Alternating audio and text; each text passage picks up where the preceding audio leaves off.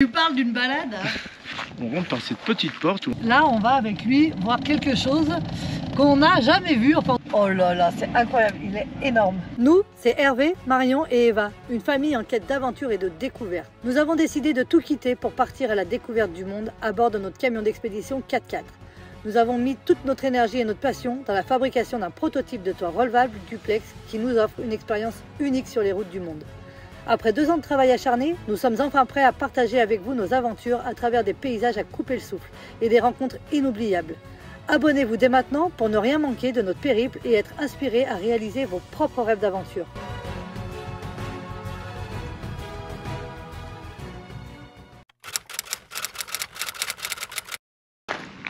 Waouh! C'est tout gelé ce matin. Ouh, bienvenue à tous, bienvenue dans cette nouvelle vidéo. On part tous les deux encore, en amoureux. Faire des courses. Tu parles d'une balade. Drôle de balade, hein. Allez, on y va. On s'arrête avant quelque part, vous allez voir.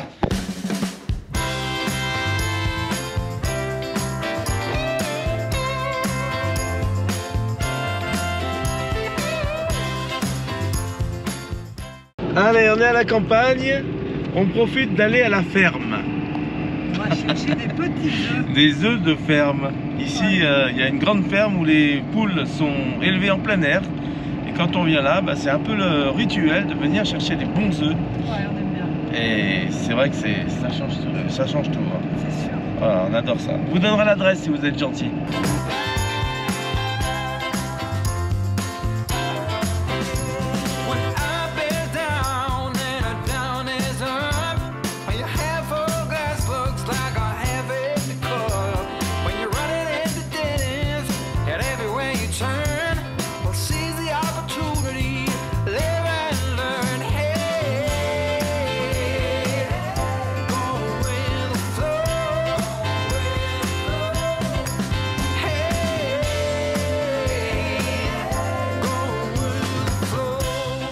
Là sur le plateau entre Saint-Georges-Agricole et Craponne-sur-Arzon qui est juste derrière là-bas.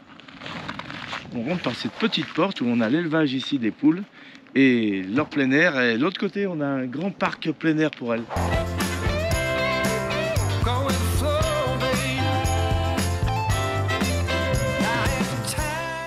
Allez, on quitte la production, on part avec le producteur, on vous emmène avec nous, vous allez voir comment ça se passe. Alors ici c'est la grande production d'œufs, hein. Il y a combien de poules? 9000 poules. 9000 poules. Et ils sortent par jour 8500 œufs à peu près. C'est énorme. Énorme, c'est incroyable. On a vu la production, on n'a pas filmé, on aura l'occasion de vous faire voir ça plus tard. Mais en tout cas c'est impressionnant à l'intérieur. Là on va avec lui voir quelque chose qu'on n'a jamais vu, enfin en tout cas que j'étais pas au courant. Et finalement il y a des animaux qui vivent comme nous. C'est comme ça qu'on peut le dire. Hein. On va voir des poules nomades. Voilà, des poules nomades, des poules en camping-car allemand. Et il nous a dit, suivez-moi, je vous emmène, on va voir ça ensemble. Je vais vous montrer mes poules nomades. Donc on le suit et on y va. Alors la production ici, on aura l'occasion peut-être de venir un jour. Là c'était pas prévu, donc on était juste venu acheter des œufs. Ouais, ça finit comme ça avec nous, vous savez. Et là la production, faut savoir que ça va sur, c'est un grand bâtiment, hein, pour vous imaginer un peu. C'est un grand bâtiment de peut-être 2-3 000 m², avec des poules de chaque côté dans le bâtiment à l'intérieur, qui sont ici au milieu. Alors normalement elles sont en plein air, hein, ces poules. Alors elles sont actuellement à l'intérieur parce qu'on a le problème de la grippe aviaire. De la grippe aviaire, donc elles sont enfermées pour l'instant. Jusqu'au mois de mars. Jusqu'au mois de mars. Après elles ont un immense terrain où elles peuvent picorer à l'extérieur. Donc c'est vraiment des œufs en plein air. Et d'ailleurs ça se ressent vraiment quand on mange l'œuf. Hein. Et le jaune est vraiment jaune. C'est incroyable. Les gâteaux, quand on fait des gâteaux, sont jaunes, les crêpes sont jaunes. C'est rigolo, ouais. Et donc il y a un grand tapis central à l'axe de ce bâtiment, hein, où les poules pondent sur ce tapis. Enfin ça part sur le tapis quand elles Ça part sur le tapis, et le monsieur, quand on est arrivé, il était en train de mettre tous ses œufs qu'il récupérait sur le tapis roulant dans les alvéoles qu'on connaît pour récupérer les œufs. Là on arrive, on suit le monsieur. Et regardez le camping-car. Oh là là, c'est incroyable, il est énorme.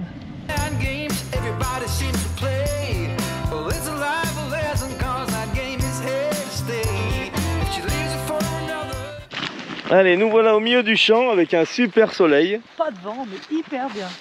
Voilà, alors ici c'est une autre partie de la production où il a 250 poules qui sont à l'intérieur du camping-car. Et l'avantage de ces poules, c'est que quand elles ont fini de manger tout ce qu'il y a autour dans le pré, et ben il prend le camping-car, enfin le camping-car, la remorque qui est adaptée, il l'attache au tracteur et il l'amène dans un autre champ. Alors, et ce qu'il nous a expliqué, c'est qu'il les déplace la nuit, parce que la nuit, elles dorment, et du coup, personne ne bouge. Vous voyez, c'est carrément... Oh là là. Regarde, oui, c'est incroyable. Et ben voilà, et elles sortent pas hein. Ah, si on laisse trop ouvert, après elles sortent. Mais... Bonjour les filles. Bonjour les filles. Et du coup, Voilà, on va prendre là. Ah ouais. Allez, vous restez là. Faites des jolis œufs. Hein. Elles sont belles. Hein. Vous avez vu? On va avoir des œufs roux. ah, pour avoir des œufs. Ah oui, alors comment... Parce que la poule blanche fait des œufs blancs. Ah, donc c'est ça, les poules. Et quand on a des œufs blancs, c'est que ce sont des poules blanches. Oui, souvent, oui. Alors des fois, ça arrive que la poule rousse fasse des œufs blancs aussi. Parce que la rousse, souvent le coq est blanc et la mère... non, c'est le contraire. C'est la mère est blanche et le coq est roux. Ah ouais.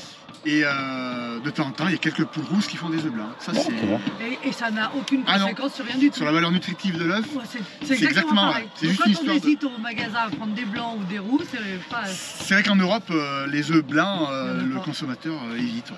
Ouais. Ça Et en paraît. Amérique, il n'y a que des œufs blancs. C'est le contraire. C'est pour ça qu'on se demandait Ouais, la... ouais. C'est une histoire de alors, culture peut-être. ouais, de culture, c'est ça un peu. Ouais, ouais. Ah, c'est fou. D'accord.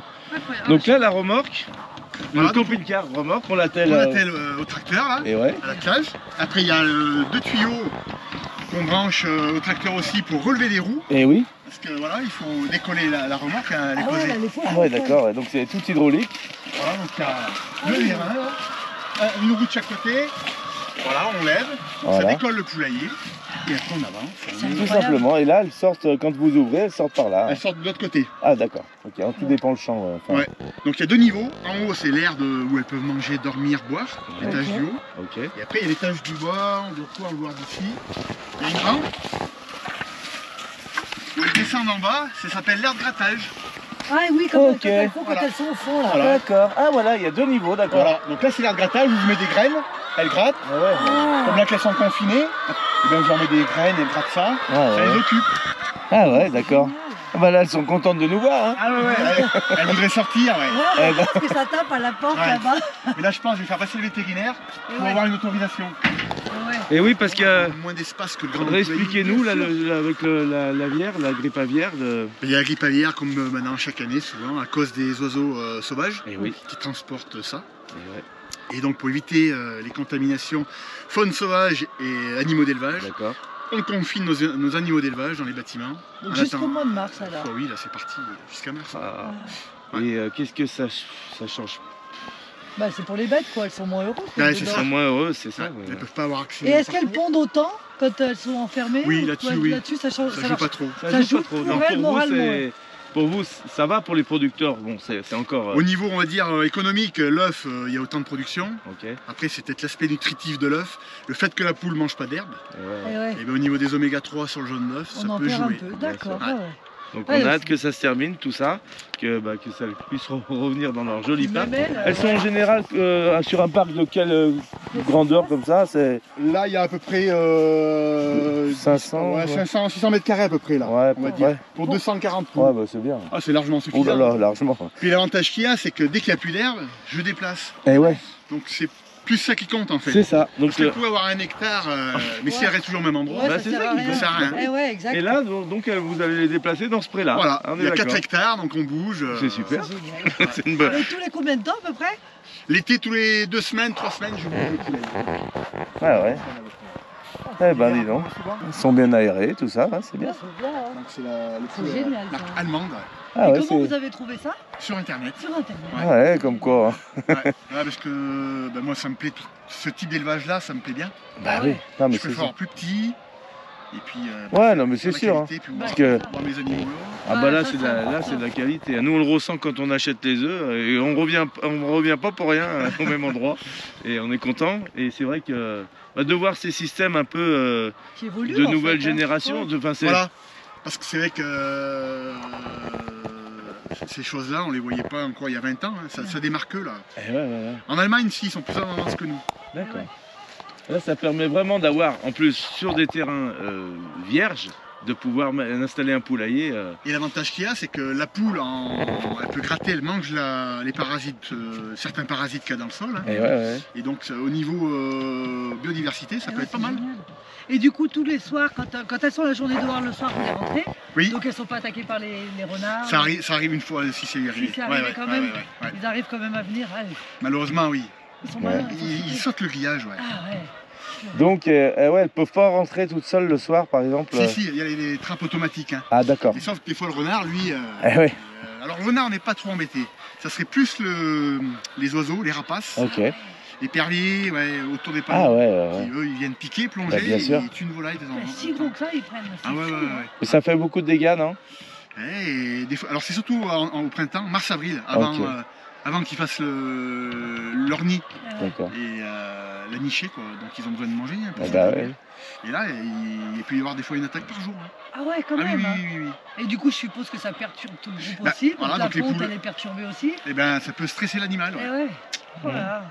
C'est toutes des choses qu'on s'imagine pas quand on achète nos œufs dans les magasins. Et c'est pour ça qu'on aime bien s'intéresser en profondeur à tout ça. Parce que, d'ailleurs, ce que vous nous avez dit tout à l'heure, que vous, dans la production, disons que vous mettez tout dans les alvéoles, mais après ça part ailleurs. Dans les centres de conditionnement. Dans les centres de conditionnement où là c'est retraité et...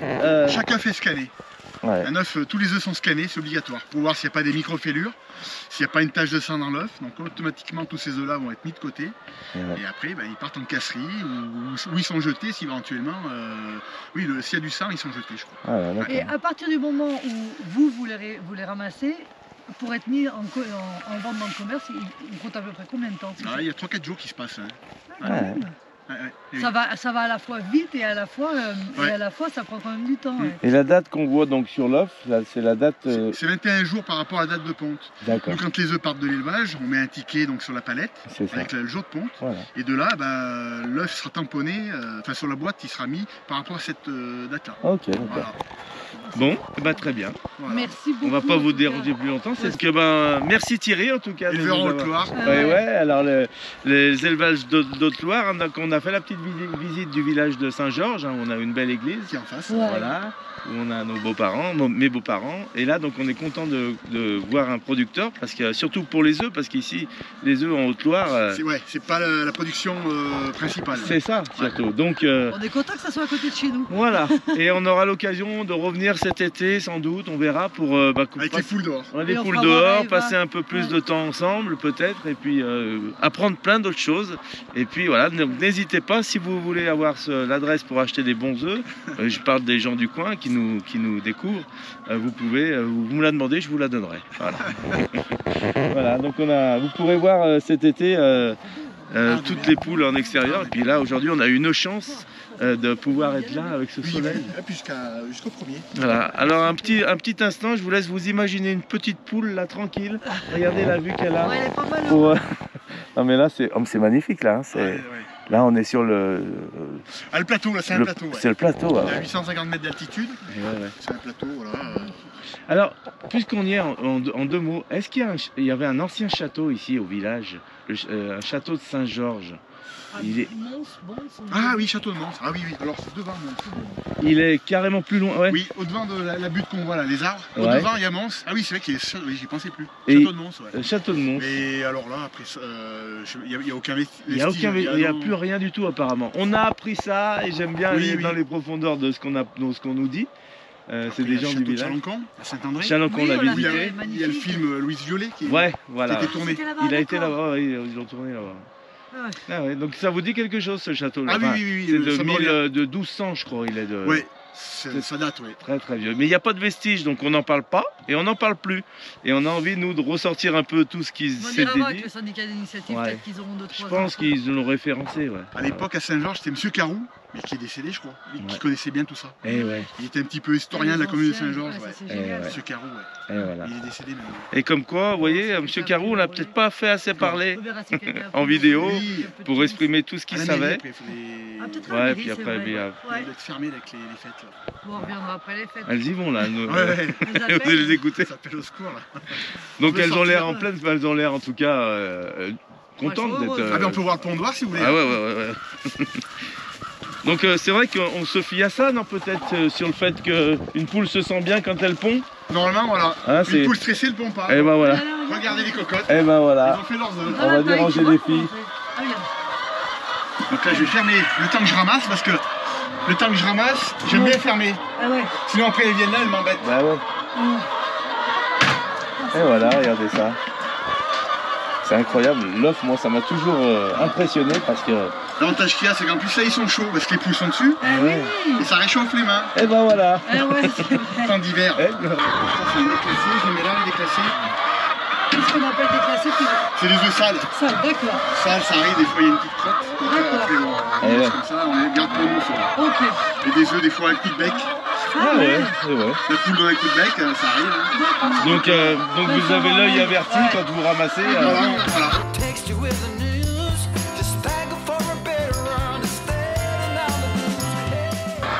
Alors, on l'a dérangé, mais elle devait avoir fini. Elle a dû pondre, je pense. Alors, t'en as fait tes jolis? Ça, c'est mignon, ça. Ah ouais. Les enfants, ils aiment bien. Ah bah les enfants là. Et là notre fille est restée avec sa cousine, ses cousines. Donc d'habitude on l'a toujours avec nous. Et oui, on n'a pas Eva avec nous aujourd'hui puisqu'elle est restée en famille. Et on ne devait pas s'arrêter très longtemps, mais ça a été l'occasion de se rencontrer surtout. Bon bah en tout cas, c'était un super moment d'échange et de partage. Ah ouais, on a abandonné nos courses, on était partis pour faire des courses. Faut qu'on y aille quand même, mais on nous attend pour manger. Là ça va être dur. Bon. En tout cas, bah, c'est important tout ce qu'on s'est dit, hein, l'élevage, c'est ce qu'on disait hier quand on visitait les villages, hein, tout ce que, tous ces agriculteurs... c'est pas facile, hein, c'est important qu'on en parle de tous ces gens. 7 jours sur 7, ah ouais, enfin pas 24 heures sur 24, mais 7 jours sur 7. Et puis attends, il fait pas que les œufs, hein. Il y a toutes les terres à s'occuper. Les moutons, il y a des les moutons, oh là là, on reviendra. Hein. En tout cas, vous aurez vu le camping-car à poules. Incroyable, le poulailler mobile, on va l'appeler. Ah bah c'est comme ça, ça doit être... Je sais pas comment ça s'appelle, comme c'est allemand, je ne sais pas du tout. Ouais. Ah, ils sont malins les Allemands, hein.